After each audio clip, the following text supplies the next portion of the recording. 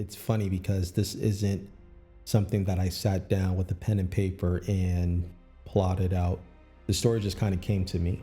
I was visiting Sweden, and at this point I was there for 2 weeks, and it was a cold winter day. It was cloudy, it was an overcast, it was windy, and we were walking through Kungsparken, and I had on this long wool trench coat, and it was flapping in the wind, and randomly I just go, wow, this would make for a great scary movie, something like American Werewolf in Paris.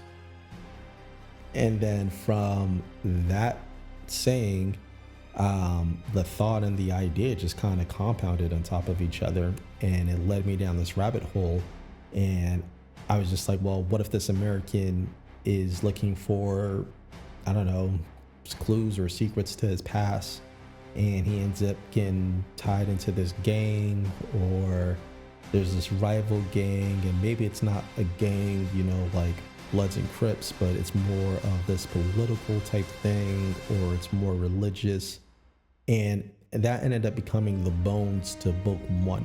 I had the full series in my head. I knew the beginning, middle, end, how each book starts, how each book ends. I knew most of the subplots, and I knew the plots, the main plots for all of them. My mind was so consumed with this story. It became overwhelming because I was just obsessed. Every day I was just thinking about this story, and I was talking to myself like a madman.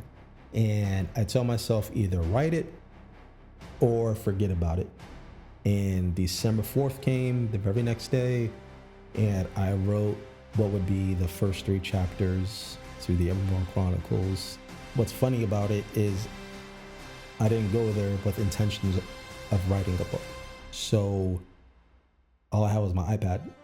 So the first 8 chapters, I was just tapping on a screen. But the whole first book, the edits, the rough drafts, the final manuscript, the book cover, those were all created on an iPad. So that's the origin.